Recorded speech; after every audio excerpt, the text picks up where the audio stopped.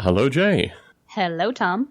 So, we have so many topics. We have so many topics. We have a plethora of topics. I don't even think this is possible in one evening. We may have to do two separate recordings tonight and try to tackle about a third of these topics. Indeed. Well, of course, the primary topic that I should announce is that this podcast now has a name. It now has a Facebook page. It has a Twitter account. It has a website. It has an iTunes feed. Amazing. And all thanks to your good work, too, Tom. Well, it's funny because I do these kind of things occasionally. I have about, half a dozen domain names that I just create and occasionally create logos for and these kind of things, just in case. Absolutely. Like you do, you know. Yeah, This Comes Next, which is the name of this podcast, ladies and gentlemen. This was something that came to me in about July last year. And I thought I've always wanted to do a political podcast, and this was, going to be the pitch associated with this thing. And then the 2016 elections just got so toxic that I was just like, I can't even deal with this crap right now. I've got enough going on in my life, thank you very much. I don't need this headache. Just move this whole thing aside. My wife created a beautiful logo for the site. It is beautiful. I love it. I had half a dozen things that I pitched to her. I was kind of hoping for a beaten up American eagle on crutches. That was one of the things that I pitched to her. No. But she said, no, that wasn't acceptable. It had to be so anyway, there were many possible graphics. She's a good one. Talk you down from the eagle on crutches. Yeah. Exactly. That's good. Anyway, so one of the topics that I wanted to start with, just because you showed a real interest in it last time, was associated with artificial intelligence. Absolutely. And in particular, I'm assuming, which is now my assumption based on our pilot recording, that you don't have any background knowledge of the writing or stuff that I've done associated with artificial intelligence, particularly the popular stuff that I've done, or popular-ish stuff that I've done. Correct. That's correct. Very good. So I think that now that's the best practice for this podcast, because you can just summarize it for me. Yes. So about, what is it now, 7-8 years ago? I don't even know, even longer. I was in a book called Divine Action and Natural Selection. And the way that I got into this book, it's a bit tortured. But anyway, I got into this book. I won't tell you how I got into it specifically. You wouldn't know by the title of that. Yes. Well, it was very interesting, actually. It was very, very interesting. In any case, so I was supposed to be writing a chapter with my friend and long-term cohort, Bruce Damer. But I'd actually written a majority of his section, and then I said, well, isn't this a chapter? And then it became another chapter, which was called Welcome to the Simulation. And the idea of Welcome to the Simulation is based on a fellow's work called Nick Bostrom. Now, Nick Bostrom has changed the complete direction and strategy for his work since I wrote this. Actually, to agree with me, which is amazing praise if he ever knew my work existed. But Bostrom's idea at the time was that we couldn't live in a computer simulation because computers didn't hold enough complexity in order to simulate reality. Whereas my perspective is, actually, if we look at our existences as being within a computer simulation, you can explain a lot of stuff which doesn't make a lot of sense otherwise. And in doing so, you start to analyze within broader system versions of intelligence how we fit into a broader ecosystem where we are not the most intelligent entity. We are just blood cells flowing along in blood flow, this kind of stuff. And the primary metric is associated with survival.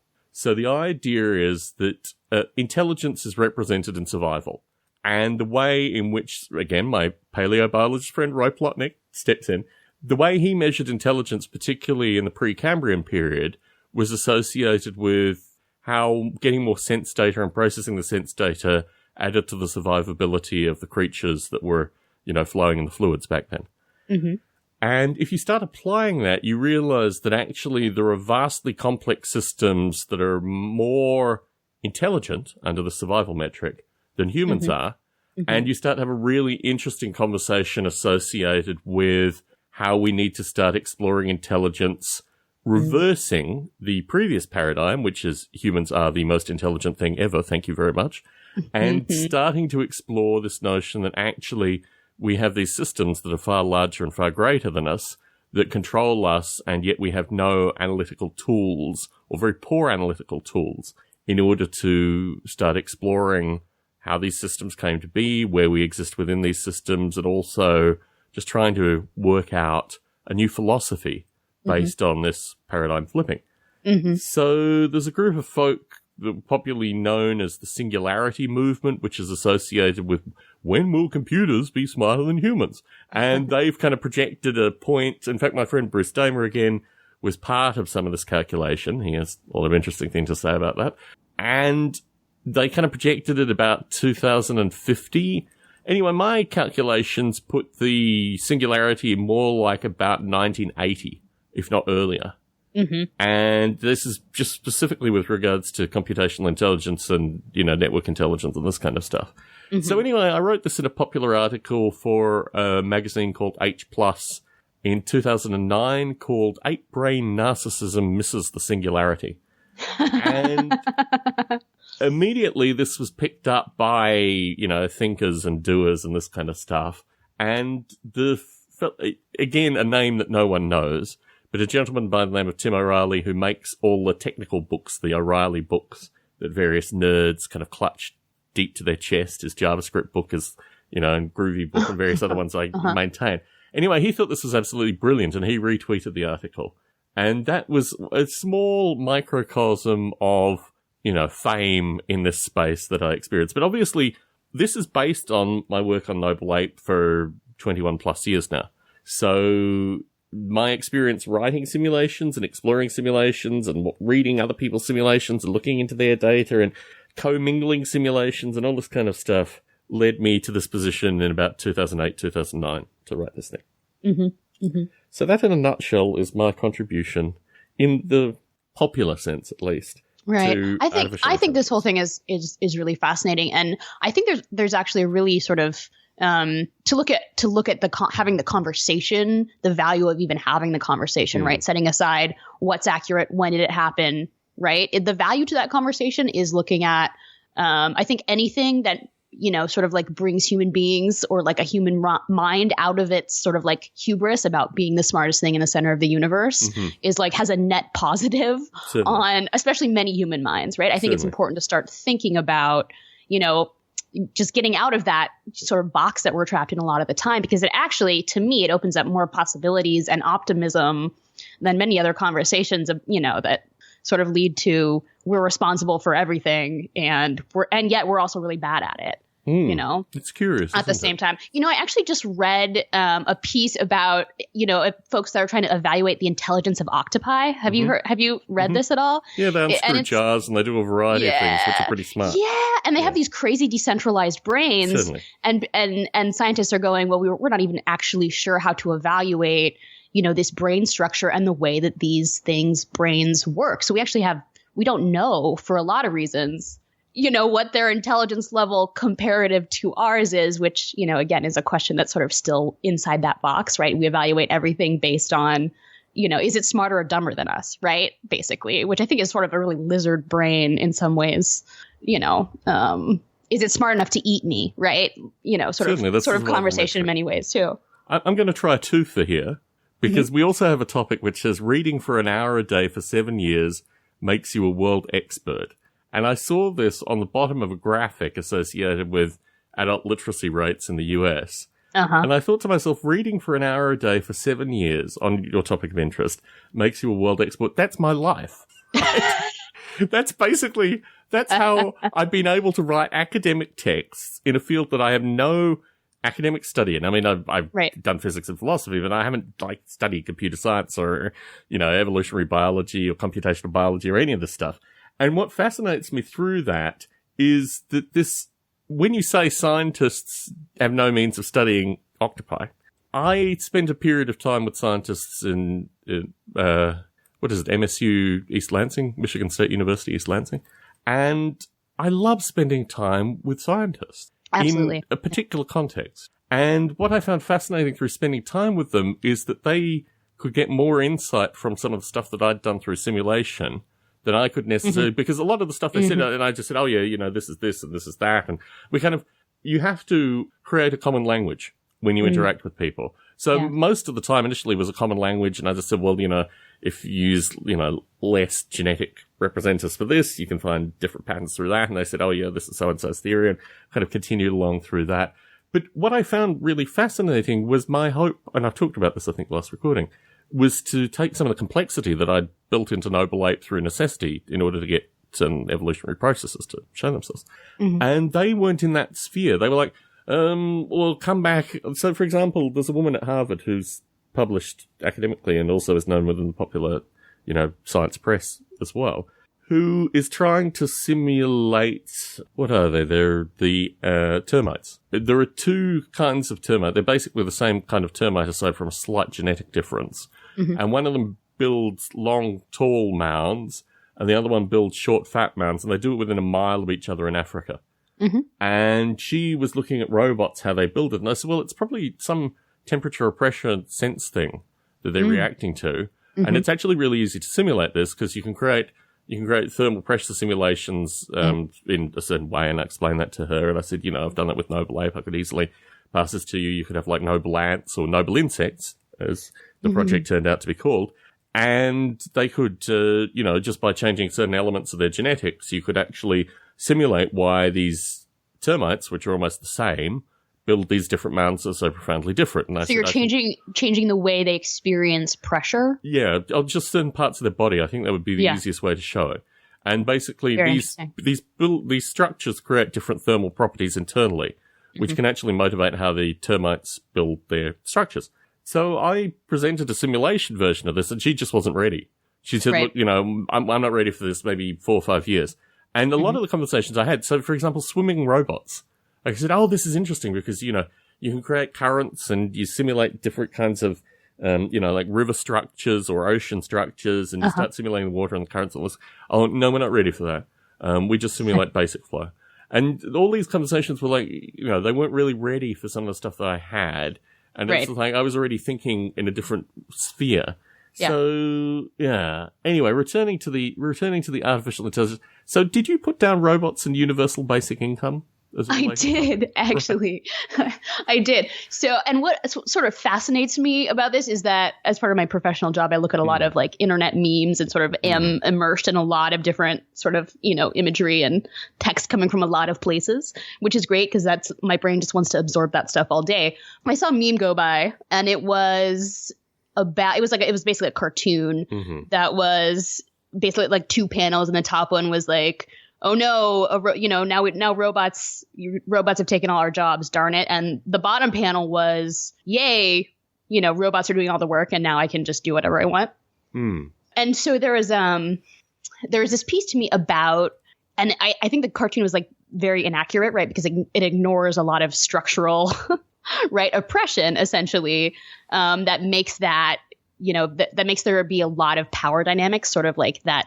Obviously a 2-panel cartoon. I'm not expecting it to talk about things like economic, inequality and capitalism and who has access to having a robot take over their job and what actually happens to them. Right. But I was thinking about just sort of labor and robots and this sort of like cultural fear that folks have of robots actually taking over their jobs. So, actually like the oppression dynamics and the class politics that are sort of like bound up in that whole conversation. To take a step back, these singularity folk who I've already kind of overstepped associated with my own view run popular lecture series where they talk about how we need to control artificial intelligence and how we need to take it to an almost kind of Asimov perspective. And my view is, because it's already one wild and rampant with none of these controls, the whole nature of having this discussion is like, it's more about reassuring people that still think that their brain is at the top as opposed to actually the way that things have, created themselves. And what interests me through this is when I started developing Noble Ape in the mid to late 90s, there was a period of time when most of the downloads were like 15-year-old kids and university students. And then for a period of time in about 2001, the Iranian military started downloading Noble Ape at a vast quantity. And Tom, could you, just for folks who may not have heard the first podcast yet, can you just give us a little synopsis of what Noble Ape is about? Okay. Yeah. Well, how it could be used by the Iranian military is a secondary thing. Right. So, Noble Ape is it's a series of simulations starting with the idea that these ape-like creatures wander over an environment and gather together sense data and form a sense of themselves and themselves in terms of a community, and occasionally are predated upon, but also occasionally die from various causes. And part of this is layering in. So academia traditionally creates these, like, false dichotomies and false oppositions. And my perspective was always, no, let's take all these simulations that are supposed to be working against each other. Let's put them all together and see how they build upon one another to create a more richer idea of society and psychology and narrative, which has been a long part of the Noble Ape development, or really the past, I don't know, 7-8 years worth of Noble Ape development has been looking at various narrative methods, both in terms of external narrative, i.e. what people say, but also internal narrative in terms of what people think. So that's a potted version of Noble Ape in some regard. The Iranian military is a very curious user of Noble Ape. And what fascinates me is this whole notion of irony that seems to be like a recurring theme in my life. And I just imagine the Iranian Terminator being programmed by Noble Ape. Like, the Iranian Terminator has a Noble Ape brain as they come to us with their machine guns and their, you have 5 seconds to comply kind of conversation. I just thought to myself, my legacy will be killing robots in the future, coming from a hostile military where the American military's never quite gotten this thing together associated with AI. I mean, you've got Boston Dynamics and all this kind of stuff, but they're not really practical enough, and I don't think they could really deal with, like, urban environments or these kind of things. Whereas Noble Ape's all about social interaction, all about external agents, all about object models and these kind of things. So my perspective is that the Iranian Terminator, programmed by Noble Ape, probably with a little sticker on side, just identifying that. I hope you're getting royalties in this scenario. This is the thing that frustrates me, I mean, I got a Persian cat, so I could be the evil genius, but unfortunately the Iranian military never sent me the royalties. That's the nature of open source. That's what concerns you, Tom. That's the part that concerns you. I could have a similar conversation about Apple and Intel, but I did eventually get a job at Netflix through this whole thing, and that kind of leveled off that part of the playing field.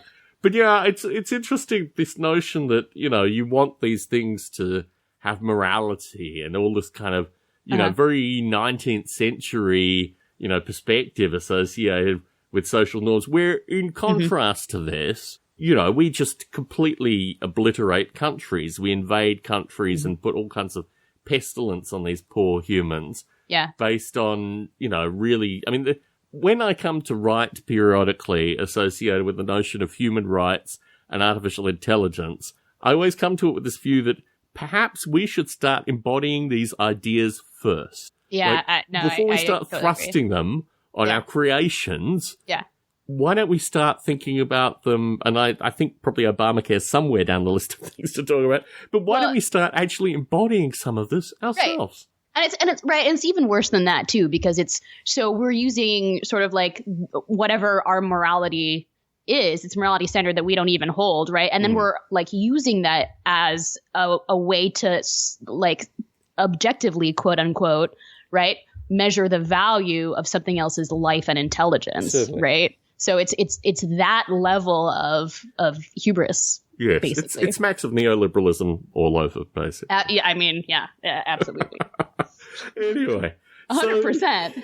So my perspective is, we can return periodically to these kind of topics, but just to put it out there, when the Iranian Terminator starts swimming ashore, my advice is just stay put.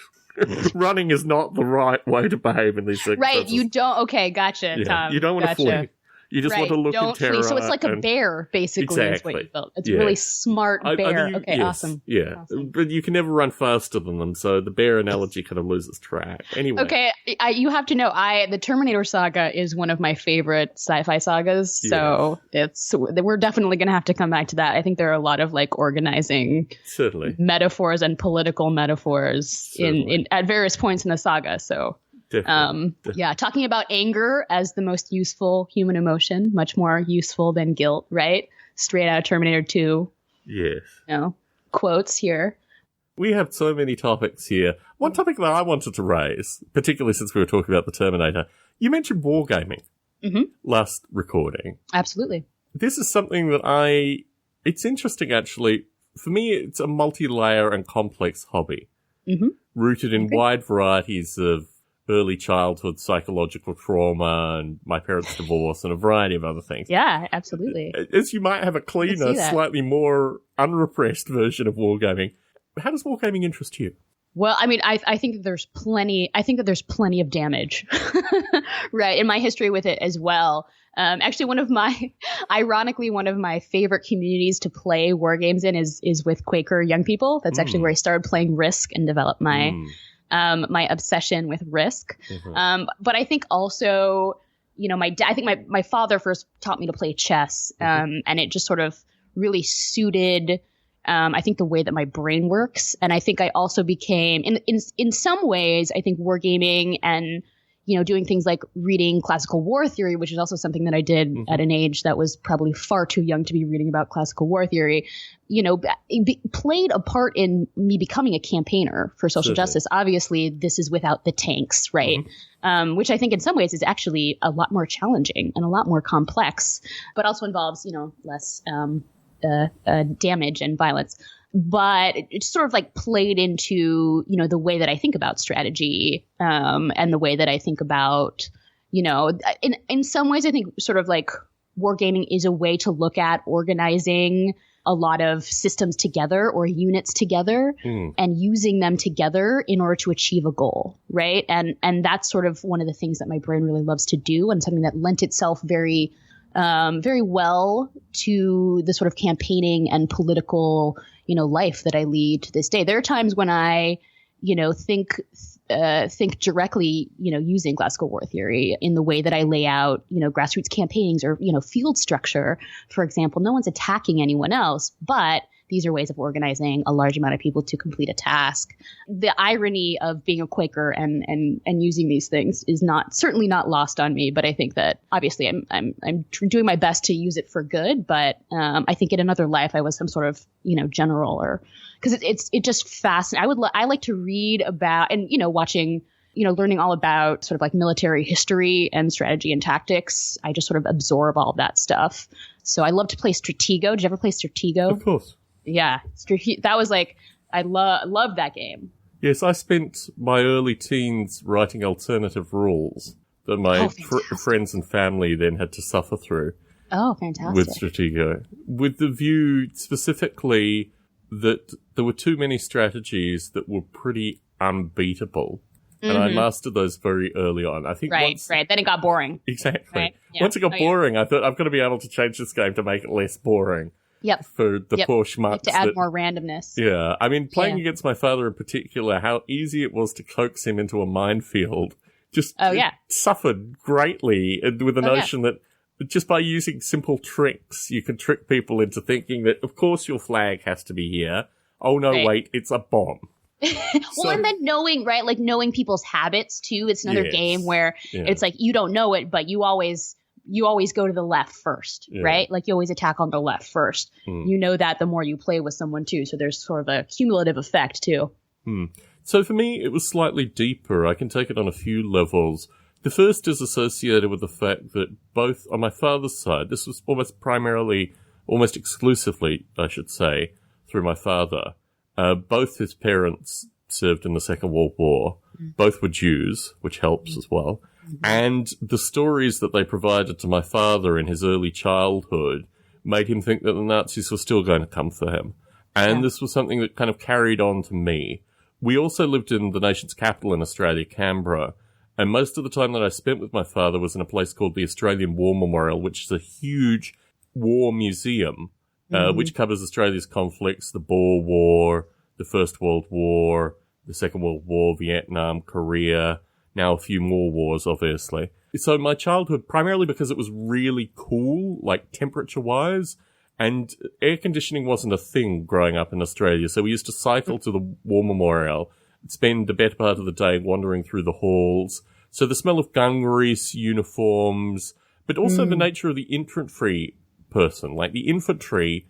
And you talk about wanting or thinking that you were a general in a previous life. I know historically my role has always been, and this is the way I see my role in technology as well, as an infantry fighter, for want of a better term. Like the other people who, you know, do things like drive tanks and drop bombs and this kind of stuff. My role is both to reach goals, but also to survive through the process. Right. Which is the strange kind of counterbalance. Yeah. wargaming for me formally is actually associated with like toy soldiers on a board or toy soldiers on the carpet or toy soldiers on a table. And it has a greater, and it's also associated with my relationship with a fellow who I talked about briefly last recording, but who's basically been my, longest standing friend, who also introduced me to this Kingston fellow in Elands, and is just a recurring character. He came and stayed with me a couple of years ago. I went and stayed, well, I didn't stay with him. I went and visited him in the UK when I was there last year, and also saw him in Australia last year as well. So he has moved back to Australia, but I saw him in both locations, and he actually stayed with me for about 3 weeks when he was going to the UK to stay there for a couple of years. So he's been a recurring character through my life, a recurring person. And his parents were British, so his parents had relatives that would send magazines and eventually these toy soldiers, which were vastly too expensive in an Australian context. Right. So many layers, but mainly just associated with, as you say, beating games, understanding certain degrees of logic, and looking at how complexity can be layered in order to make the game more interesting. But also, once you understand the rules of the game, how to kind of maximize, the chance of success within the rules of the game. Right. Yep, exactly. Which is also could be a summary of political campaigning, right? Certainly. Like what you said could verbatim, Certainly. And that with the added sentence, and then learn to break the rules that you can break too. I mean, I think one of the things that's a recurring theme through my life is how my politics and my profession are in two completely different spheres. So, I think that's the case for a lot of people. I think it's the nature. Unfortunately, there isn't only one game in town, right? In terms of existing in the world today, and one can have a series of different political ideals and views, but unfortunately, unless, and this was another topic somewhere on the long list of topics, you follow your parents' view and just get out, and just go and live outside this kind of. Well, I mean, it's impossible to live outside the capitalist Which is a sphere, political decision. True. Right? Like, absolutely, as you say. Yeah. Well, I have to say, I don't share that. I feel like and in some ways, I think, my politics I felt so tied and strongly about them that I am not able in many ways to live to have that separation in my life. So I do feel like I am living out my politics. Just personally, I've made a lot of choices, and actually, to be honest, a lot of sacrifices in order to, maintain that alignment in my life, but they're not right. It's not the same. It's a Venn diagram with a lot of overlap, but it's not a circle, right? For me, but they're very, very close. And so it's interesting for me to hear from folks who feel like they're very far apart, because I feel like that's unfortunately fairly common out there, but it's something that I don't share. There's a curious narrative associated with, like, in Australia, I was never successful. Like, in Australia, I was basically in a variety of things. I mean, in particular, being so unsuccessful professionally in terms of what I was supposed to do in a country made me extremely uninteresting for women. I mean, I was like, everything I said was just crazy talk. I mean, who is this lunatic? And then when I left Australia, and when I first left Australia in 1990, kind of independently, I actually went to junior high in LA. My father was. Oh, you went from Australia to Los Angeles? Yeah. That's amazing. And immediately, I was not only regarded as a human, but actually, had some female romantic interest, which was totally curious. Worldly accent, exactly. Absolutely can carry on an actual conversation. Yeah, so absolutely. Clearly, the monkey had to get out of Australia, and the monkey got out of Australia. Do what you gotta do, Exactly. Do what you gotta do. But, it was all very strange in Australia. But now, I'm in this, so I go through phases where I kind of get, bourgeois middle class. And now I'm kind of beyond that in terms of my professional life, which I find really kind of irksome on some really fundamental level. But at the same point, people get their Netflix shows. They're able to do all this stuff. And I get certain degrees of positive reinforcement, just like I'm never bored. I mean, all these kind of things that comes through, raw, unindoctrinated capitalism. And then, every 2 weeks, money's not a problem. Like, it's just... It's something that is hard to discount. Yes. That's for sure. That's for absolutely sure. Yeah. It's very... I mean, I think it's going to reach critical mass at some stage. Look, one aspect that we haven't talked about, which isn't even in the notes, is the one thing that is failing is my mental health. I've started suffering migraines in the past year. I'm on a bunch of different medications, and it's just like, my mind is a very different thing. It's interesting, actually, because I've kind of leaned into the medications and realized that I'm just a different person now, and I just need to embrace being different and just dealing with these things now. Yeah. Like, it's not something you can really fight. You just got to, get on this train and ride it, whatever direction you go. Oh, I totally agree. And I've been through, many medicine, carousels, right? And I think the thing that people sort of like miss is, right, like that there's a period to where you're trying to get on the correct medication, then the correct dosage that is utterly chaotic. Utterly horrible and chaotic, and you're actually like 5 different people, and 3 of them are vomiting and sick, right, throughout this process, or at least this was my experience, right? And 3 of them are vomiting and dying, and you don't want to be those people. So, who are these new folks? Yeah, it's incredibly life altering in many ways. Yeah, I mean, for me, although there's been a lot of physical pain, and that's independent of things, it's things like forgetting, but also remembering. Yes. Forgetting and remembering is really very curious. So what I've realized is actually that my short-term memory historically was very good. I was able to do a variety of things that, Automata Tom has to do. But in the long-term stuff, I'd completely forgotten. And what I found through this period is that I've actually remembered stuff that was really heavily repressed and quite disturbing in some regard. Yep. Yeah. But at the same point, I have to validate that information. Like, I have a very practical need to take this stuff, and I write copious quantities of notes. And then, so for example, when I went back to Australia, one of the main things that I wanted to do, like one of the things on my bucket list, was to go through old photo albums. Right. Because I had memories of going through old photo albums. The worst scenario was that some of the photo albums would be rearranged. Some of the photos had been given to other people. So it's just like, I cannot tick off this item. Damn it. Right. It is the mind, and I see this as someone who simulates it, as well as someone who lives it. The mind is a very, very curious thing. I mean, it's really quite fascinating, just in terms of the simulation ideas that I've kind of thrown out through Noble Ape. And I've had contributors that have worked on various aspects as well. I mean, Rick is part of that to a lesser extent. And, every new experience creates a different perspective associated with how this thing should be actively simulated. That's fascinating. I think my own mind and the human mind is one of the most interesting alien planets that I visit on a daily, that I know of, that I visit on a daily basis. Yeah. As I think, I have post-traumatic stress disorder. So, there's certainly a lot about, in my life, remembering things and trying to, actually the way that I realized that I had, repressed memories was actually, I realized first sort of that I had missing time. So, and there's also this sense of, it's almost, right, there's sort of like the intellectual level brain, right? And then there's this thing, and I think I've said it already this evening, but that's lizard brain, right? So lizard brain is the very sort of primordial, like, don't get eaten, don't die, fight or flight level, right? That also has a sort of like limbic system, side to it, right? That has very, very physical symptoms at the same time.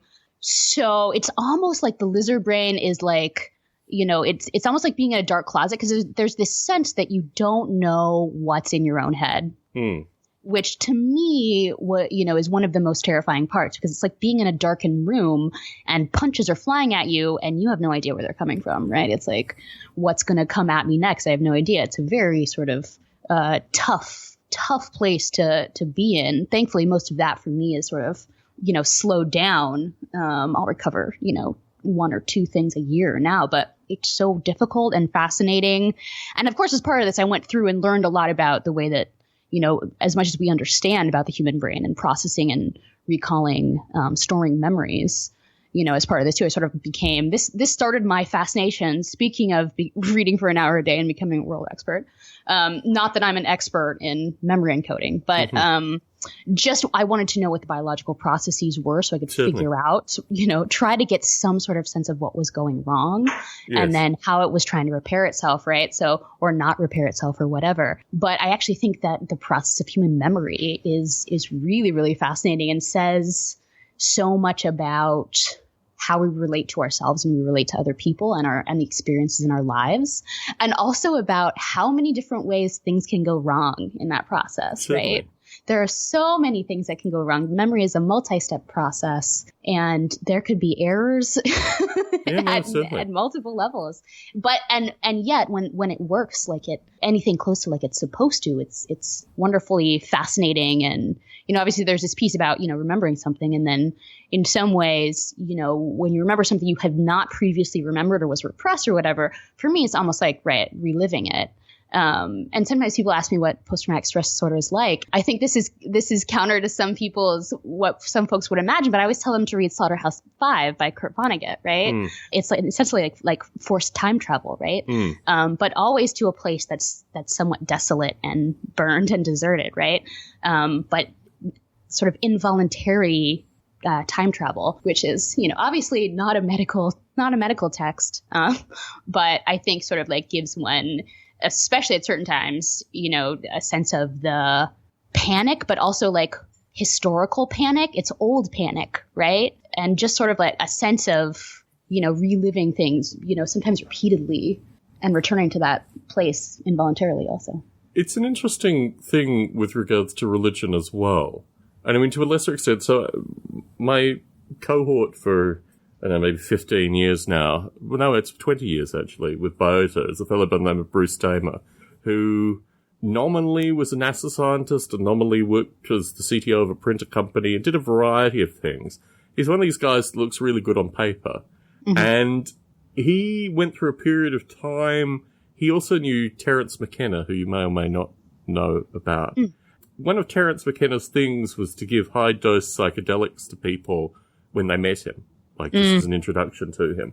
And in the case of Bruce, it created these kind of resonant issues associated with, well, like, I'm supposed to be a straight-laced scientist, but I'm also like a psychonaut, so what do we do here?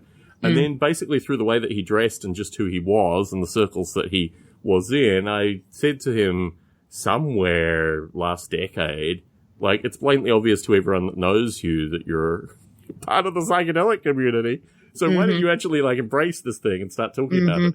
So he got in terms of ayahuasca and various other things, got pretty deep into that whole thing.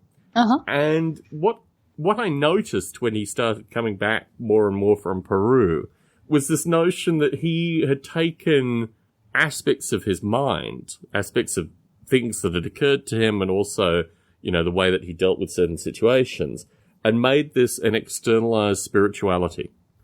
Which was very strange to me because he had these mother spirits, for example, or a mother spirit, and these various other kind of characters in his psychedelic descriptions, which I thought externalized something that was very much embodied in himself. And this whole notion of like how we have a view of the mind, we have a view of, the way we remember things. You've talked about repressed memories. I can get very deep into that topic. Yeah, definitely. We can expand more into that. But what interests me through this is that we started talking about religion in terms of organized religion, but also, one's own perspective with this.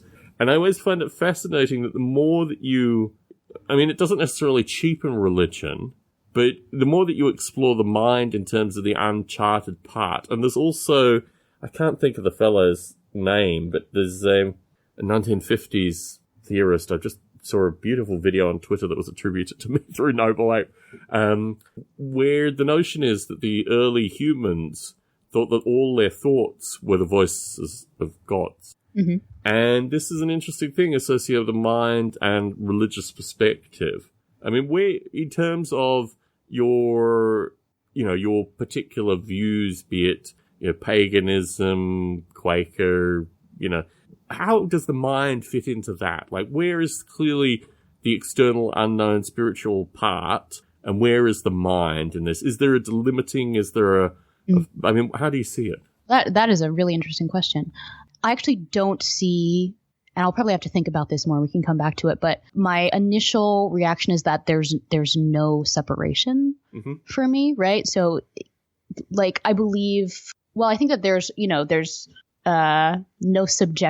it's hard to get a really subjective, or it's really hard to get a really objective view of what reality is, right? But for me, and we can even talk about this, right? Like with the singularity, are we a computer simulation? Mm-hmm. And what we didn't quite get to with that is that, like, does it actually matter, right? So like my brain perceives human suffering as a thing, right? Human beings feel pain, we perceive suffering. And to me, the question of does that actually exist is irrelevant in that conversation, right? Like, so I see suffering, there is pain. And other people's minds see that too. Does it matter if we're in a singularity? No, I'm still going to want people not to be in pain and want them to be happy, right? And I don't give a rat's ass, to be honest. Yeah. You know, whose laptop or whatever we're in. And for me, it's sort of like, you know, if it, you know, brings up sort of like human life and makes human life, you know, more quality and connects people more, right? That's sort of like, as far as I believe in good and evil, right? Like that's things that support and help, you know, human life and quality of life, good. Things that go the other direction, like bad, right? And that's sort of like, that's where it is for me. And so there's also a piece about, you know, emotion here, too, that's sort of, you know, my relationship, you know, to the world is sort of like looking at it through sort of a justice, like what is more, how do we get to a more just place? How do we get better? Right. And that's from a point that I don't necessarily need to know where we are on the road to know that we can be going to, that we need to move forward. You know what I mean? So there's that piece to me. And then there's of course, you know, the practice in the community, I think of religious traditions too, that we've already talked about. It's interesting actually, because my perspective is clearly, I mean, this actually makes me feel better about being in a simulation.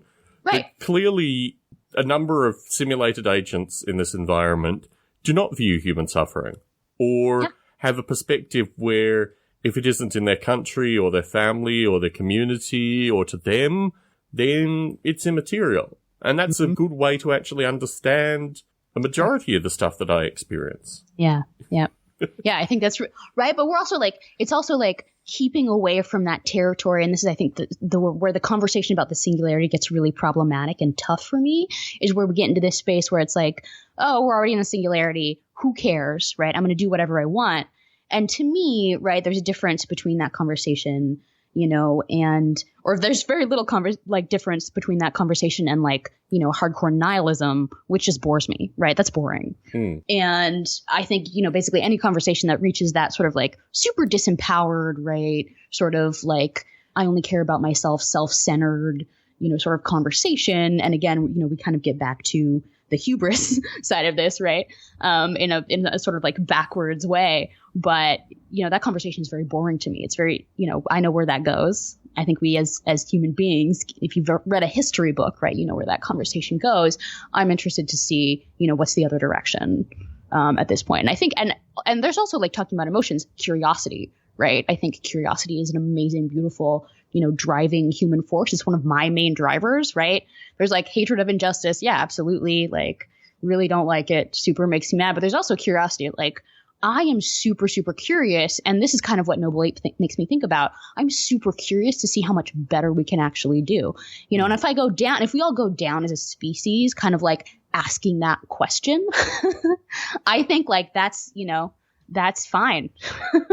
You know, I want to go down asking that question, because I think when we stop asking it, you know, then we get to a point where we're absolutely, you know, that's the boring simulation, right?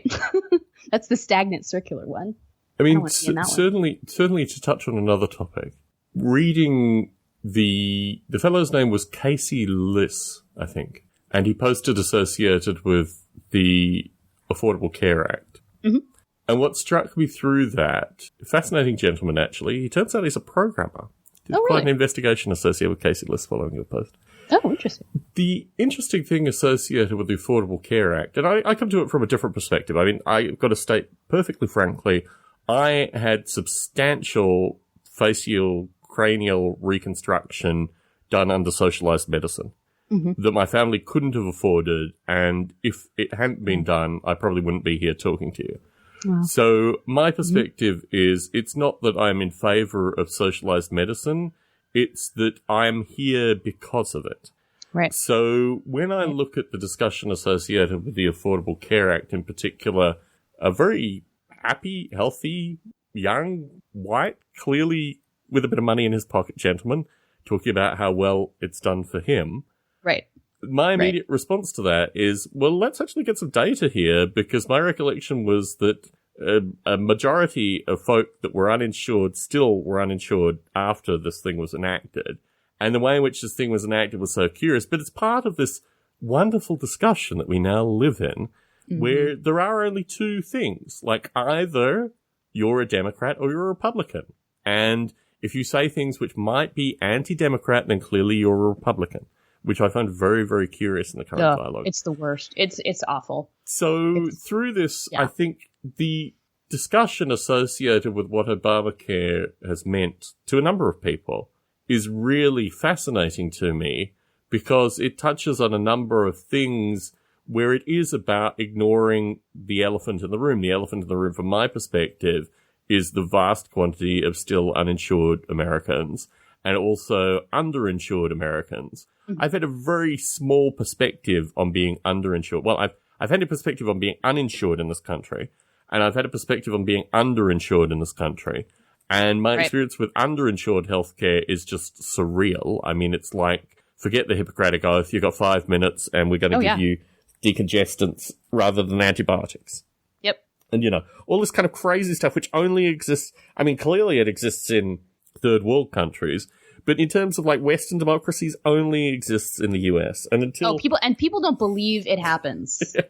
People will not believe you when you tell them the story. They will straight up like, you have to just take a video of it happening to you. Yes. I don't even know how to. It's so ingrained in people's like, you know, ideologies, minds, that we would never do something like that to people in this country. You know, I mean, some people, right? And the rest of everybody else, it happens to. But take their money and underinsure them in the same process. And these are working people too, right? It's not like they're not working. What scares me, actually, looking at the statistics, and this is through the Kaiser Foundation, I went through a lot of data that they had based on this discussion, is that the unemployed, like the real super poor that exist in this country, are never on any of the data. There are about 40 million people that are unaccounted for. Very poor data collection. Yeah, in absolutely. this data. And so all we have is, when they say, oh yeah, majority of the uninsured work at least one job and at least one family member works 2 jobs and this kind of stuff, this indicates that there's a portion of the population that are chronically unemployed, that are never collected in any of this data, which means that the total number of uninsured in the US is probably like, if you counted that 40 million odd missing folk from the data, maybe even 60 million, then really the Affordable Care Act impacted probably only about like 20% impact on the uninsured versus, 40% with which the is data still, that's presented. which I'll say, it's still not nothing, right? It's not nothing. The difficulty about not nothing is that, firstly, it emboldened, I mean, I used to make this joke before I lived in San Jose. It's like, you can't police a place, so you just go to the mafia and say, we're not doing this policing thing well. You guys run the policing service as well. I used to make this joke, but this is actually the policy of the city of San Jose. Yeah. Is to, they can't police, but let's get the gangs, let's legitimize the gangs in some way and organize it in some really crazy way. So it's not a good example because it actually exists. It's not crazy enough not to actually exist. The whole thing here associated with privatized healthcare and the way that I'm now in a super top bracket. I pay a small fortune annually. My employer puts in equal amounts. I'm still triple and sometimes quadruple billed, where I have to pay the money again, pay the money a third time, call them on the phone, and they say, no, you have to pay the money, because otherwise they'll put you in debtors. You'll have your credit will take exactly. Yeah, absolutely. So they'll take your credit, which is over and over again. And then 2 to 3 months later, you start getting the checks back, which is where it's really comical. Right. Which, at that point, you could be, if you didn't have the, the income to back it up, right, you could be kicked out of your house. You'd be gone by then, right? It's an insane process, which I have to state this purely because I know we have listeners that don't live in the US. So listeners that don't live in the US have this perspective that it was all righted through Obamacare, but actually the practical reality is to require the private insurance industry, to embolden them, just precipitates these circumstances. 2 points I wanted to make. The way it was rolled out was done in such a way that it was after Obama left office. He assumed, I guess, well, actually it was rolled out and then partially rolled out again and a variety of things to avoid the main impact, which is happening in 2018, although it probably won't now through this kerfuffle. Yeah. But the whole thing was built on borrowed time. In parallel to this, the insurance industry, firstly, as soon as it was passed, all the insurance stocks went through the roof. So clearly, irrespective of what they'd been saying, this was really a really, really good deal for them. And then the premiums started, what they said, it'll be capital. No. It's just pure, raw capitalism in a monopoly circumstance. Mm-hmm. Yeah, I think this for me is probably one of the more glaring, policy examples of a policy solution that's based on an assumption that the underlying problems are not solvable, right? Yes. It's a policy solution that's essentially assuming that, right, that we're going to be stuck in a private health insurance, corporate oligarchy, whatever you want to call it, into, right, like whenever, forever and ever, and that getting out of that is, impossible and inconceivable, let alone politically feasible, right? And it's completely missing the point that the real problem here is that healthcare organizations and health insurance companies, and you'll notice that, like, we called this healthcare reform, right? Not health insurance reform. The real problem is that, health insurance companies and healthcare organizations are essentially profit motivated, not care and life motivated, which admittedly is a really tough situation to get out of under a massive capitalist system, right? That's, no one's saying it's easy, right? But it's just, to me, it's a totally gutless way of, trying to figure it out against looking at, people that are actually dying and, actually not able to do things like, do freelance work or like start companies or like do the things that they want to do because of being worried about their health care or actually being sick. Looking at those folks, is it really so impossible to actually, get a structural piece that at least, protects folks that need it? Is it really that impossible? Can we actually imagine?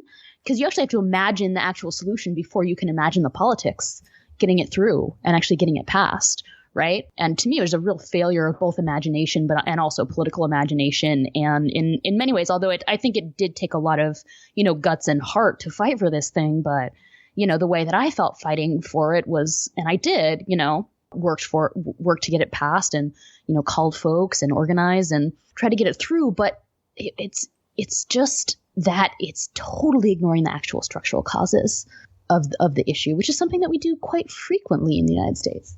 I'd like to float the term, as I did last recording Sweatbox Earth. I use the term big sick to represent what would loosely be called the healthcare industry. Because there's nothing associated with anything to do with health. I mean, it's completely misnamed. This thing is actually about denying people's health. Yeah, it's a profit extraction vehicle. Exactly. Yeah, profit extraction, not care injection, to use medical terms, ironically, for essentially we're just talking about economics, We're talking about extractive economics. There's an interesting footnote that I'll put to this before we move on.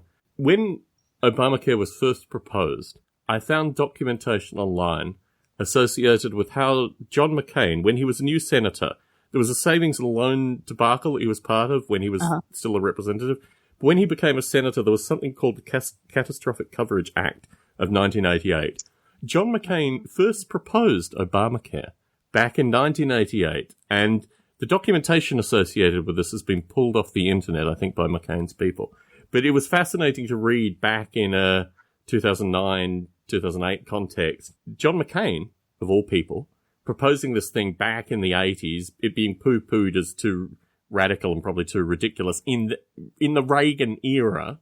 Right, of course. Right. And then it being reformatted, and then obviously, Mitt Romney having some success with it in Massachusetts. And then mysteriously, under Obama, It can appear as being the perfect socialist solution to people that don't understand what the word right, and then it got shut down for being socialist, right? That's the cherry on top of this crap sundae, right? That we've been served up here. The thing about it is that the Republicans could never say thank you for enacting healthcare that John McCain tried to enact 20 years ago. Yeah, so instead, they used this term that most Americans don't really understand what it means anyway.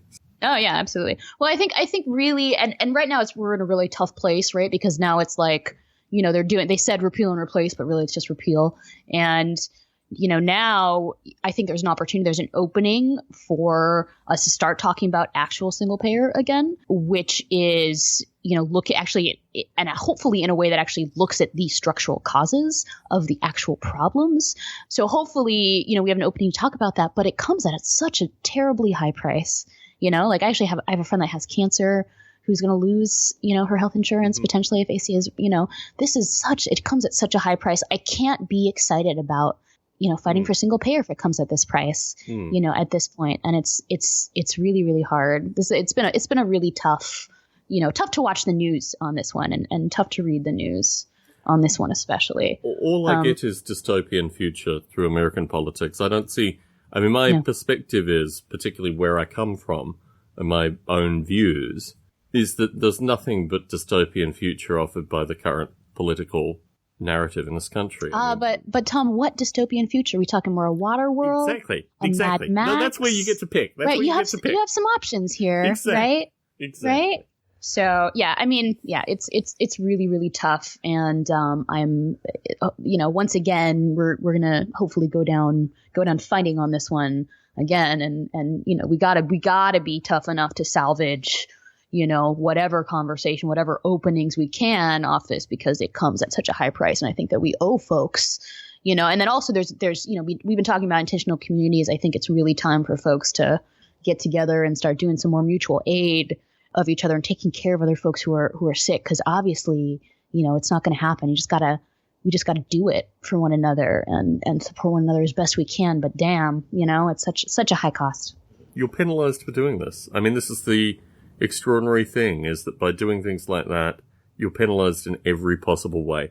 So one of the things that I had to do through setting up this podcast as a thing, as an entity, was to create what Apple calls a subtitle, which is, let's describe what this podcast is. Mm-hmm. Until I found your Twitter account and realized that there was actually a lot of better possibilities through your Twitter account, I referred to you using the term activist. Mm-hmm. This caused some degree of concern on your part. I hate being called a programmer because no one knows what a programmer is, and it always goes back to like, oh, you're just some hacker that like a 15-year-old kid could do your job, right? Nudge, nudge, wink, wink. It's very similar. I actually dislike being called an activist for very similar reasons. Very good. Yes. Yeah. Yeah, I think sometimes when people say programmer, I think of like the women who would put in like the cards in the giant, right? Yeah. Like those black and white pictures of those giant, like they're putting in the card, they're arranging the cards. But I think that there's just a difference for me, between the term activist and organizer, right? Mm-hmm. Like an activist to me, and not to knock anybody that identifies this as this, right? Certainly not. But to me, that term feels more like sort of an individualist, sort of approach to power, right? Where it's, if I can, yell, loud enough, or if like I make a good enough meme, right? It's very sort of like individualistic relationship to power. But to me, organizing is about actually getting folks together and actually collectively, right, doing things like, for example, shortening the distance between, decision makers and the people their decisions impact, right? There's a structural orientation toward power and toward the issues that I think better reflects not just, right, like what I call myself, but actually the way that I do what I do. So that's where it's at for me. And so, and it's terrible because, whenever I'm doing media work, everyone's always like activist, in print. And I actually think that the way that I read it in print a lot of times is actually kind of subtextually really head patting and sort of devaluing in a way, right? I've seen reporters really use it, against folks also in this way that's it kind of irks me, because activists, I'm sure is very, very, you work very hard and it's very tough too. It's just not, that's not what I do. I'm an organizer.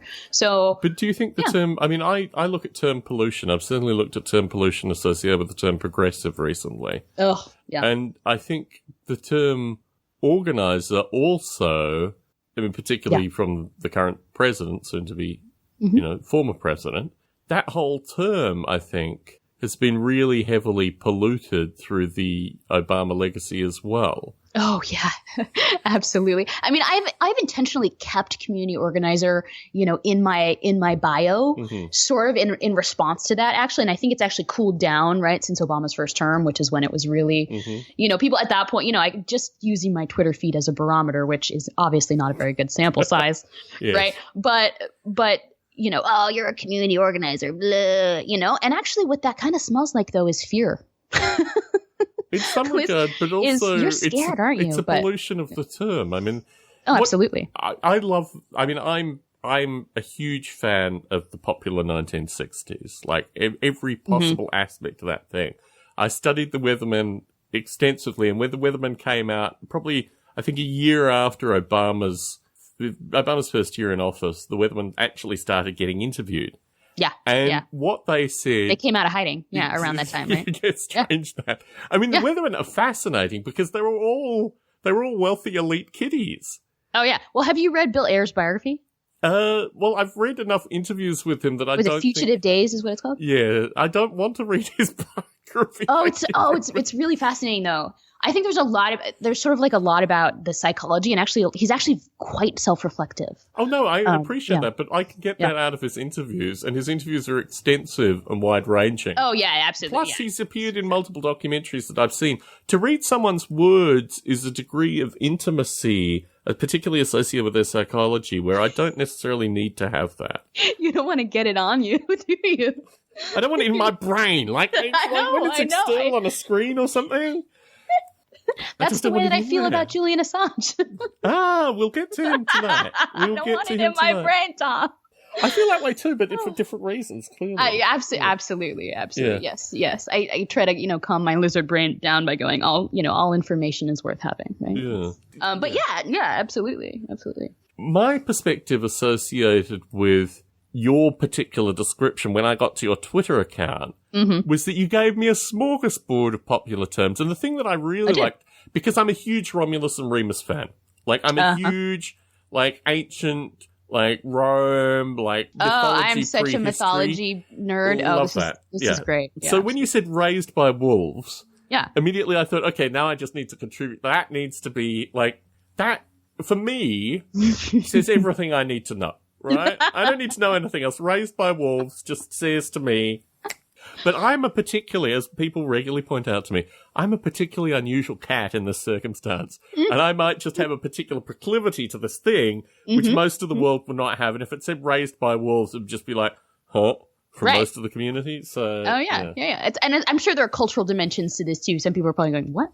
I have a sticker on my desk at work that says, excuse me. First, it says, excuse me, I was raised by wolves. Yeah. So there's sort of a pardon me, I actually have no idea, your custom here, which is sort of the story of me, living in cities and going to college and just continually, right? So there's this sense of well, now I'm pretty used to it. So when I make a, colossal blunder or, some other sort of social misstep, I just, excuse me. My apologies. I was raised by wolves. I'll show myself out, whatever. But what I was thinking is of another point on this sort of pollution of term issue. So actually in the US, we don't have, now really an unloaded term to talk about, organizing. And then there's organizing that's labor organizing. And then there's, organizing that's campaign organizing, which people associate with political campaigns, but there's actually a whole field of advocacy organizing, and issue organizing that, folks, is a whole field. People work in this that actually people don't understand the name for. And I actually took a trip to London not too long ago. And by and large, I was reading some of the local, community papers in South London, and they actually have a term, and they call people campaigners. Yes. Right? Yeah. And I think the closest allegory here is probably advocate, but advocate is very passive in a way too. So they should call people campaigners, but not in like a subtweet kind of weird backhanded insult kind of way. Like that's actually a respected profession. That folks have and has a generally, associated, practice, and that it's a thing that you learn to do and that you professionally do. And I actually think there's a lot of, campaigners in the US we also get paid like nothing, basically. And that's another really big thing. I work with campaigners that have, 30, 40 years of experience. Like I went to school, right, for community organizing, like, and, are making like nowhere near, what even a low level, professional, that level of experience and schooling would make otherwise. And I think, either not having a term for it is part of it.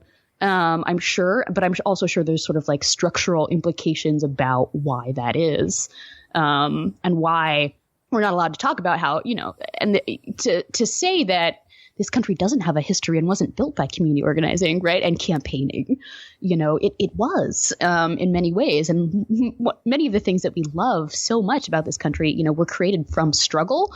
So the fact that we don't have a term to name someone who, not necessarily is doing all the work, right, but goes to school and learns how to do this stuff, I think is very telling in many ways. Well, I think it's interesting because the term lobbyist, as it's used for someone who...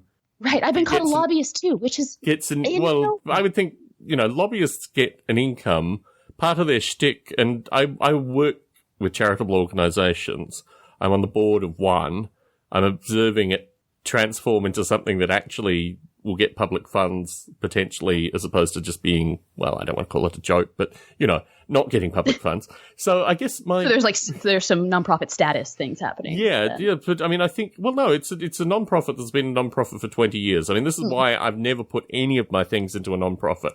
It's a terrible structure. Honestly, it's a terrible structure. Let's create Noble Ape as a nonprofit, which is always like, well, why do you have nobleape.com? I mean, why are we doing thiscomesnext.com? Because it's the lingua franca of the internet. Yes, I got net and org as well. But people forget net and org in the folly, or at least I do. But anyway, so I guess my perspective associated with there not being a term for it is more associated with the fact that this is something that really shouldn't be. I mean, it's delegitimized by a lack of terminology in this country. I don't think it's doing it any favors, that's for sure. Versus lobbyist, which indicates that you have lavish lunches. You're paid for by some industry that has money to kick to you. And I guess the thing that interests me, I mean, I'm very proactive, associated with a variety of different things, curious things, which put me into all kinds of conflict. But I'm never paid to do it. I never receive income. In fact, I go out of my way many times not to receive income from doing some of these things. So if people come back to me after the fact, as some of them do, I can just say no. It's part of my volunteer work that I do associated with, a variety of these things. It interests me associated with this turning into a profession because a lot of the stuff I do, like, for example, what we're doing now, people will try to gather income, try to make it profitable, go through all these jumps to try and make it into their profession. I'm interested actually in maximizing an audience. I think that's far more beneficial in the long term, even the short term, than trying to make a crust on this kind of stuff. But I do wonder periodically, associated with like what do the benefits of doing something as a profession versus the many benefits of doing something as a hobby? I mean, can you see any scenario where you would move into regular workaday life and maintain this, or is this always going to be something that has to be your life and your primary focus? Yeah, I think there's the right. We haven't really talked about this. For me, right? I'm sort of like I have this. I really can't do anything else. I've tried actually, right? So I've worked, and I do have a 9-to-5. Right now I go to an office. I have bosses. I take a paycheck, and honestly, to be frank, I could write a book about all the flack I've taken for drawing a meager paycheck and doing the political work that I do. Honestly, I could write a book. People distrust folks who organize and get a paycheck. Folks, once had a blogger go in. People are like obsessed with like tiny amounts of funding that nonprofits get, and like they get super like, oh, I just once had a blogger go dig in, find the 990s for a nonprofit I was working at, and then try to figure out whose salary was whose by like subtracting the things that he knew, right? And then he would like publish this like expose about this organization that I was working for. Was this when you were 350? No. This was back when I was doing LGBT advocacy. Because I've read hit pieces on 350 that do multiple hit pieces. My first hit piece, actually, hit campaign on me was in college. We can talk about that later. Got death threats for 4 years, but always that's fine. Yes. But this blogger, this is one of my favorite stories. This blogger then published what he thought were like, and there were like 3 professional staffers at this organization, like basically tried to guess at what our salaries were and then published our salaries. And we're talking about like $40,000 a year, right? He posted that my salary was $40,000. My salary was $30,000. Yeah. Right. And I was living in Washington, D.C. on $30,000 a year. Astonishing. You know, working my hands to the bone, had barely any health care, right? And then, you know, I get my salary published online, 40K or 10K over you know what I was making, right? I've had you know, folks walk in and you know, make me sit in the back of the room, right? Because I get a paycheck, and it's really really hard. But I also know that, you know, it's also I still consider it a privilege, you know, to be able to do what I do and what I care about doing, you know, for my job. But it's also I can't do anything else. I tried to work for city government for a while, and that wasn't direct enough for me in a lot of ways, and I got burned out in a lot of ways also, because I think working for city government is if there's anything that's more soul sucking, you know, than organizing, it's probably working for the city. It's so hard, and you work so hard. So I have a lot of respect for those your folks. salary is public, right, as well. Right, it's more public, and right, like it's mostly public at nonprofits too. You know, and as well as the budget. People are, you know, so obsessed with transparency of nonprofits and not obsessed at all with transparency of elected leadership. It boggles, I have to say, it boggles my mind. But, you know, I could write a book about in all the ways I've, you know, gotten terrible, hateful emails for taking a tiny little paycheck while I'm, you know, while we're fighting, you know, corporations that, you know, the CEO, you know, Rex Tillerson at Exxon, right, made when he was at Exxon $100,000 a day, right? Yeah. And that's, you know, the kind of people we're taking on. And, you know, folks are mad at us for taking $500 a week, you know. But I also know that, right, I can't do anything else. I believe that I was put on the earth to organize. And so horrible, like I've tried to do other things, and then terrible things start to happen to me. And I think it's because basically the universe or the singularity, whatever it is, I think that the skills I were given fit themselves too well to organizing. And to not do that, I think would be, to me, feels like a disservice to the skill set I was given. And also I absolutely have no respect for authority. And I have trouble working in hierarchical environments, and, you know, unless it's, you know, a cause that I really believe in, that's the only way I can get myself, you know, to actually listen to anyone. Yes. So yeah, I think I'm flawed in the right ways, you know, to do this, but also in a lot of ways, you know, I now have to look at with my health, you know, the way it is, you know, it's not a sustainable, right? It's not a sustainable way, especially with the paychecks that the nonprofit world is paying nowadays. None of us can save. None of us can raise families. Yes. You know, it's a really big concern, especially if you're trying to do it single, my God, you know. And this is now I'm at a slightly higher salary, but now I have nearly 20 years of experience, right? Yes. I know my voice sounds young, but, you know, it's how are any of these folks supposed to, you know, save and do anything? We really got to figure this out somehow. It is interesting.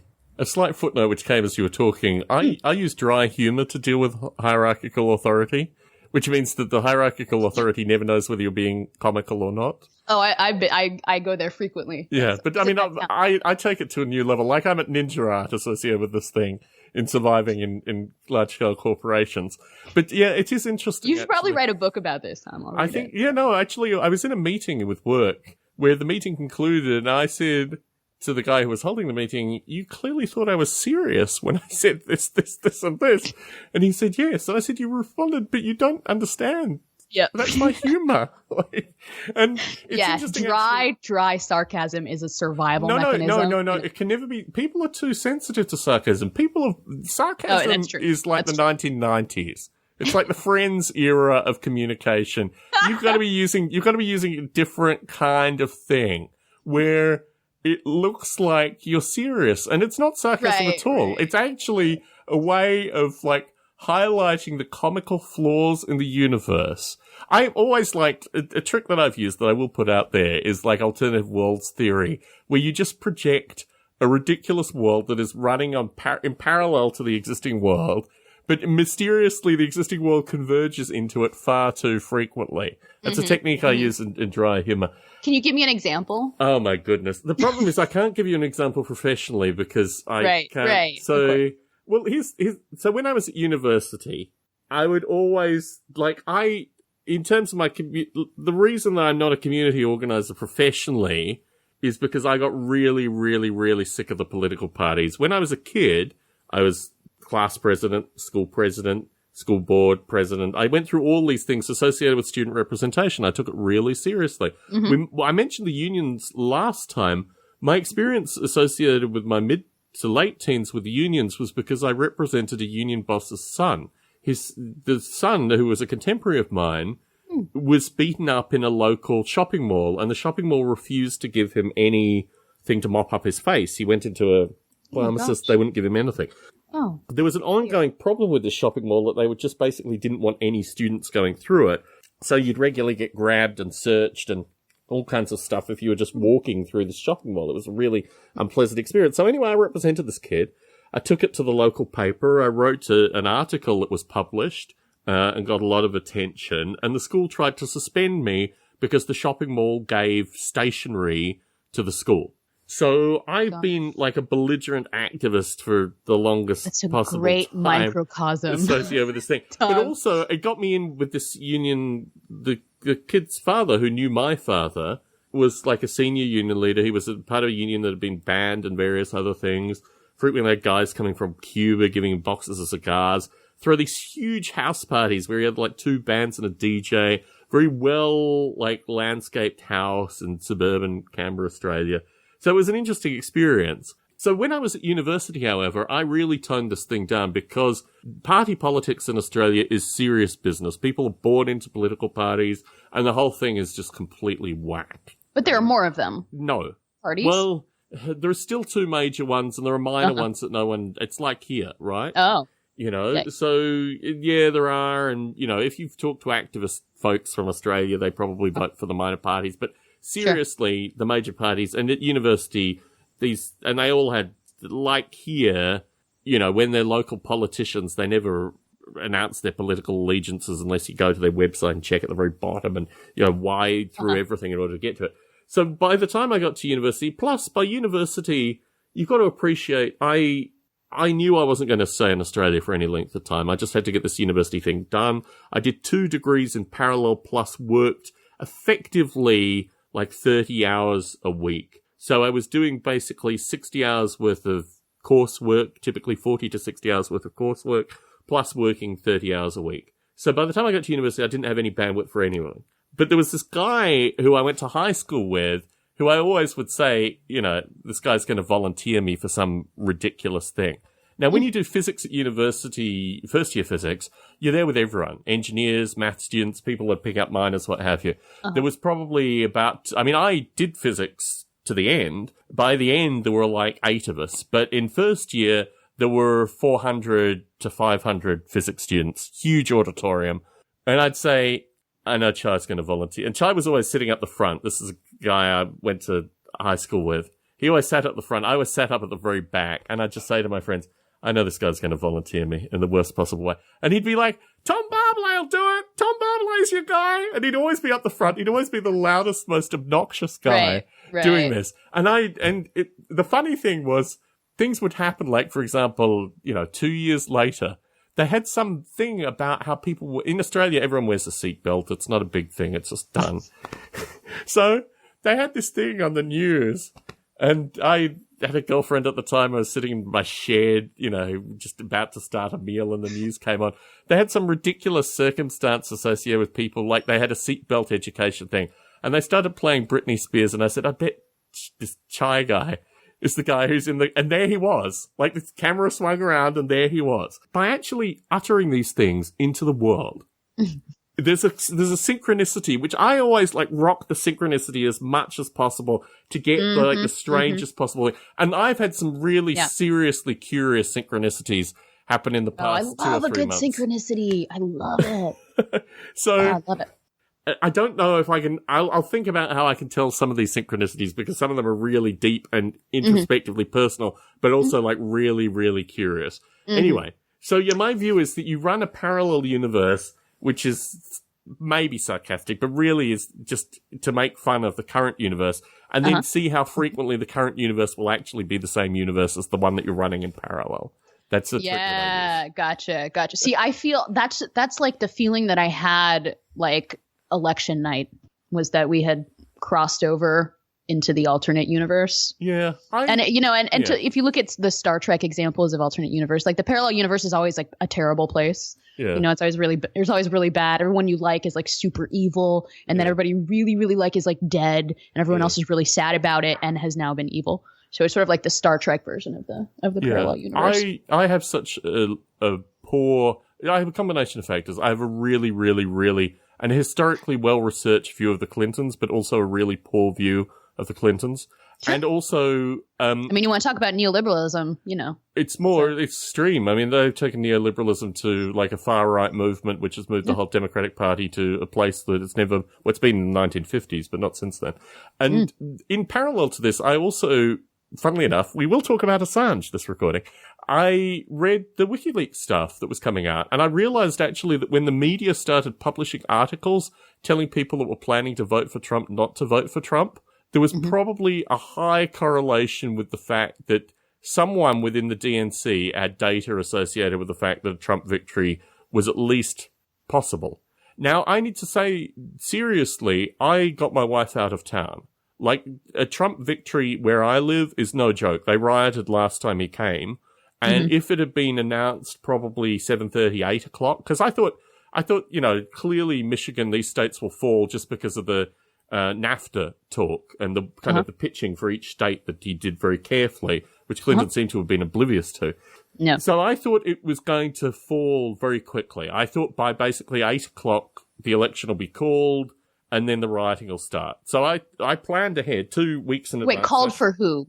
For Trump. Just to be clear. Oh, for Trump. Yeah. Gotcha. So you're it's going down. And then it'll be rioting. My wife needs to be out of town. So 2 weeks before I got my wife out of town, she said, "You're nuts. There's no way Trump's going to win." My wife is a Clinton supporter. And even though we've done the full thing with Clinton, she's still, it's a woman, vote for her. Sure. But so I said this to my wife said, "You're nuts. There's no way." The next day, I got a text message saying, "This is unbelievable. How could you have predicted these things?" The predictor I used was the media, plus a variety of lesser things. We already talked about NAFTA. So I wasn't really, in fact, I wasn't shocked at all. What shocked me was getting it right. You have these experiences which make you think, and everyone else says something completely different. There's a completely different narrative. Most of the time, everyone else is right. The frequency that I have, the hit rate associated with the current circumstances really, but I think a lot of it is actually a background of political philosophy, a background of analysis, but also reading for an hour a day for 7 years. There's something about it where I'm fascinated by the nuances, and particularly the statistics that no one ever reads in politics. But also, I like the historical correlation, and I like the contradictions. So I'll say I'm about to leave for DC actually for the inauguration protest. I'm going to actually leave tomorrow morning, so I still have to pack this evening. So we will wrap this thing up very quickly. Okay, cool. I just wanted to touch on Assange. We will be out by 9 at the latest, if not earlier. Okay. So my background with regards to Assange is kind of in the context of repressed memory in some regard, but also once I identified that he probably was a character in the earlier versions of Field of Chaos, and actually, strangely, my mother first made the connection, and then I read more about it, and it's oh yeah, same guy. I've never liked Assange. I mean, I never liked Assange when I knew him back when I was 13. And I never liked Assange through the initial stuff associated with the war logs and things like that, because actually most of that information, if not all of it, was in the public domain, which I found really very curious. Like, there'd been senatorial hearings and things, and if you paid attention to that and listened to that and watched the data from that, none of the early stuff with WikiLeaks, like, it's just about being informed. I felt the same way about Snowden. I mean, like, so you didn't feel like they weren't leaking actual, like, things that were secret. If you actually look at the senatorial hearings, a lot of the underlying data. The other thing is, the US military is notoriously bad at identifying death count, so the data wasn't even good. Like, if you look at the Red Crescent and all the health, all the charitable organizations that risk their lives to actually get into these areas and rescue people, their data was far better than the stuff that WikiLeaks published. Oh, especially if you're a civilian. Exactly. They give you a range of 100,000, and then there's a plus or minus 100 more thousand. Yeah. So within that context and the early stuff in the bravado, I just didn't like Assange. And also, like, I grew up, Assange is not really a contemporary of mine. He's a few years older than me. You can't imagine what safe sex indoctrination in Australia was like through the 90s. Like, literally, we had people with AIDS frequently coming and talking to us. The nature that any of my generation would have sex without a condom, I mean, like, even the act of having sex is kind of difficult to fathom based on the kinds of sex education that we suffer through. So to have a contemporary of mine from Australia and the stuff, the Sweden stuff and all this stuff, just like, what planet is this guy on, right? The change that has occurred has happened through one incident associated. There's a fellow called Guy who lives in Colorado, who's a listener to Model Rail Radio, that I would have thought I was politically, like, aligned with. And his wife blocked me on Facebook because I asked a question associated with, like, it's someone who's clearly, like, very much impassioned by the DNC. What do you think about the stuff that WikiLeaks actually released? Like, there's a whole lot of racist, sexist, dubious, crazy stuff there. And she went on this rant associated with how Assange had a vendetta. And I just thought, these are the people who should be... I mean, I've never really been pro-Assange. I've kind of found him weak on a political level, but mainly because my politics are more radical than his are, in some kind of curious way. But when I started seeing people who I would have thought should be Assange supporters not support him through the stuff that the DNC was putting out, I realized that I actually felt saddened by the whole situation. I also really feel saddened by his life circumstances. I think the conditions that he's had to live under for what he has done. I mean, particular, the US has always had a curious relationship with whistleblowers, but American whistleblowers that have good family connections, like the Watergate guy whose name escapes me at this stage, they kind of are able to survive. But this guy, who's basically me in another form, is forced into, the Ecuadorian embassy for an extended period of time, which I just think is inhumane. I think that whole thing is just ridiculous. And even though I don't agree with a lot of the stuff that he's done, I think the fact that he continues to come out, continues to be on point, continues to provide analysis, which I don't think exists anywhere else.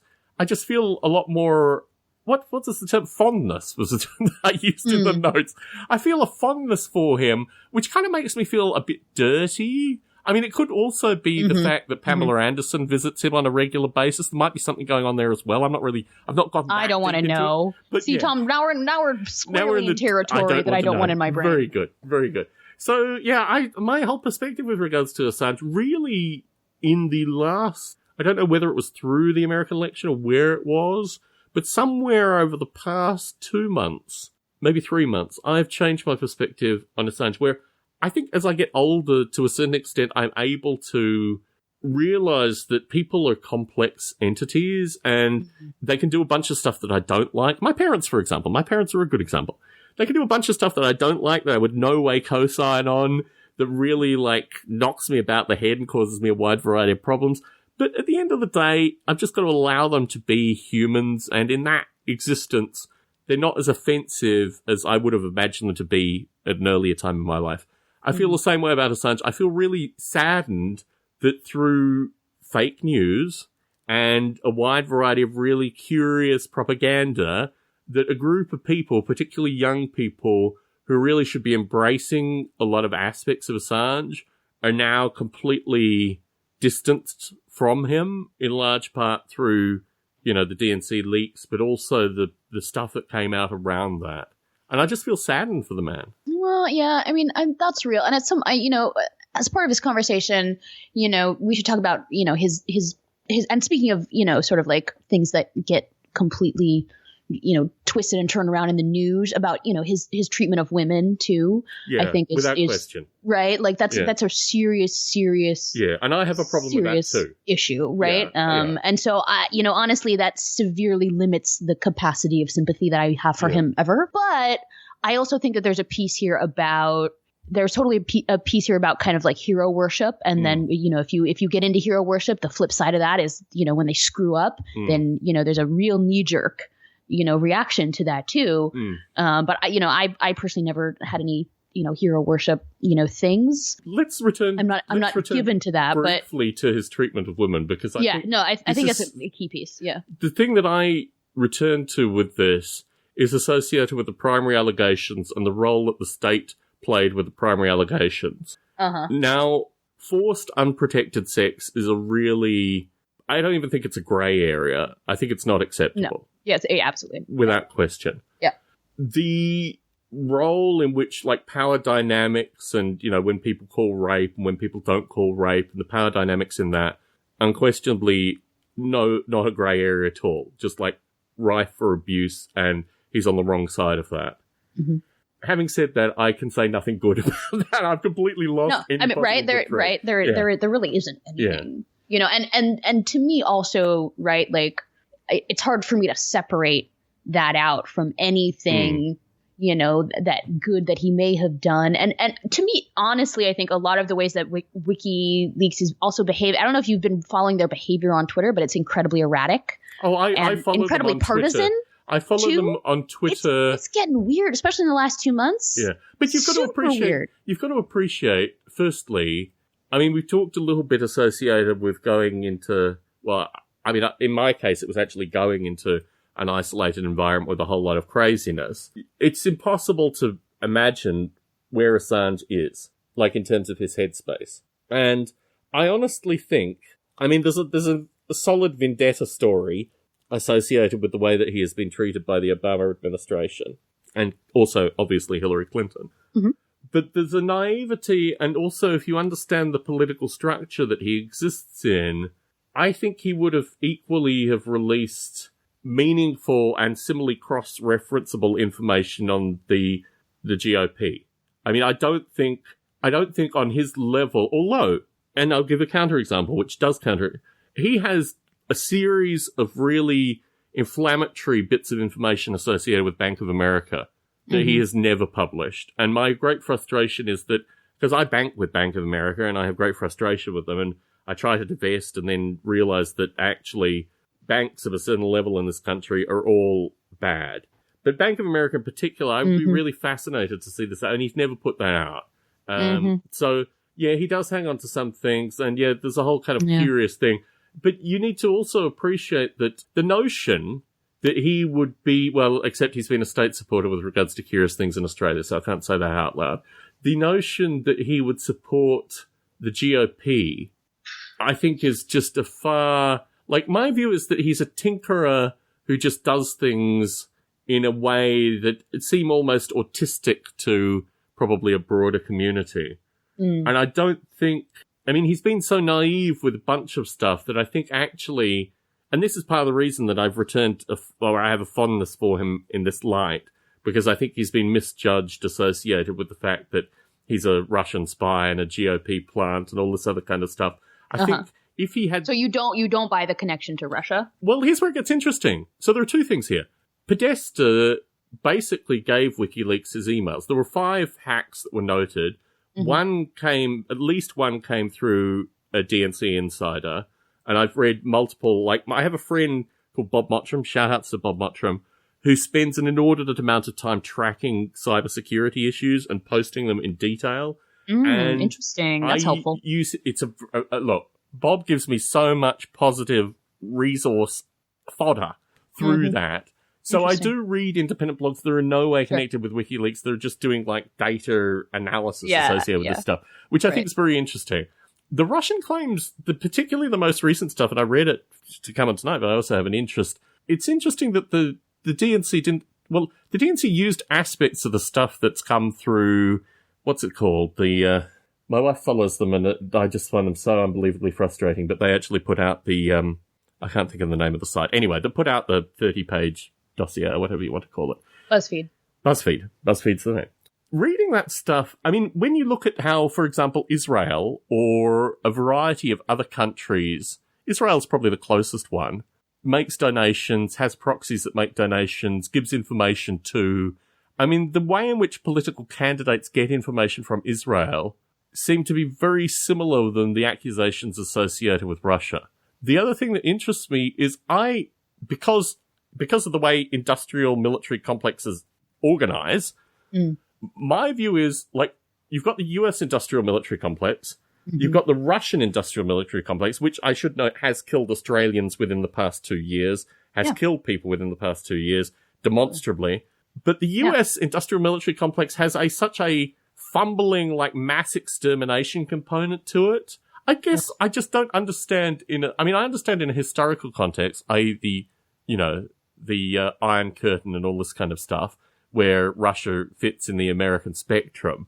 But the kind of influence that's described through the most recent stuff through BuzzFeed strikes me as it's kind of Israel-like level of information. And the notion of an external government influencing an election in any way strikes me just like that's American politics 101. Like, basically, almost every election in the world, the US will put in and do exactly what they're accusing Russia of in this circumstance, sometimes even far more. So, in this context, much worse, much worse outcomes, right? Some might argue that. Some might argue that. But anyway. I would, but anyway, so what's fascinating here is that there's a cultural, like, there's something that's not being said. And as a foreigner coming to this country, there's something that's not being said associated with, like, Russian influence in the election. Because the level of irritation that it causes people, curiously, in this country is disproportionate to, if people said there's Israeli influence in the US elections, which occurs in terms of intelligence, in terms of funding, in terms of proxies, and when you look at the information in the context of versus the WikiLeaks information, which is amazingly collated, names have not been redacted, you can kind of follow the stuff in such a way. This is slightly and this more... This is right. This is a document that other people didn't publish for the reason that some of the sources would be exposed, right? Well, no, people didn't publish it. I think the DNC would have published this thing if it had more collaboration and corroboration. The problem is that there isn't a lot of corroboration between the key points through this thing. Yeah, that actually a lot of it is more speculative, a lot of it, and it's interesting, if you read it... It's been called nearly impossible to corroborate. Exactly, but moreover, some of it is just single source. I mean, the stuff the stuff that projected this into the public discourse associated with particular fetishes that Trump is alleged to have had. Well, and as right, not just fed it, but right, it's compromising intentionally, Russia putting him in intentionally compromising situations so that They could potentially use that as leverage over him later. But, I mean, right, which actually kind of fits in with Russian style a bit better. Well, Russia kills people. I mean, my view is actually that but you got to have a middle ground between killing somebody. You don't want to kill them, but you just want to exert pressure over them. They're more valuable as a living target. Whatever. When Clinton came down with pneumonia, that's Russia, right? Like, if Clinton had died from pneumonia at that stage, that has all the hallmarks of, like, Russian intelligence. But because it's more subtle. Is that what you're saying? It's not. This is too unsubtle. Yeah, it's just not... I mean, the nature of the way that Russia behaves in these circumstances historically is as an overzealous actor. And my perspective associated with this is a lot of it is just like intelligence chatter republished to try and make it look salacious in a very kind of curious light. I mean, the stuff associated with the lobbyists who represented the Ukrainian... former disgraced Ukrainian president and all this kind of stuff.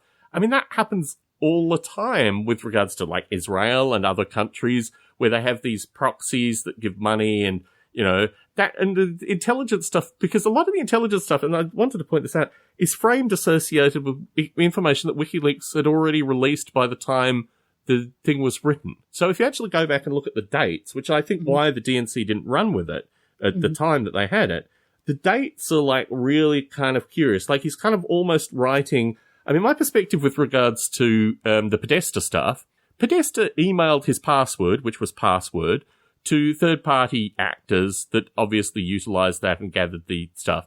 The way in which hacking networks operate is that this information will typically be online for maybe two weeks to be perused before it's passed on to someone. The fact that this was there, and really there could have been multiple, I mean, there were at least 5 associated with the DNC hacks. Now, if you listen to... Wait, 5 whom? 5 people who perused incidents. it. No. 5 incidents that gathered information. Oh, yes. There was stuff within the Clinton Foundation, which was separate from the Podesta stuff. There were lots of different things. If you look at, I think if there had been more corroboration, the DNC, in particular, the way that the DNC was operating towards the end of the election. But then you've got to look at whatever it was, Entertainment Tonight or whatever it was associated with the grabbing discussion and things like that.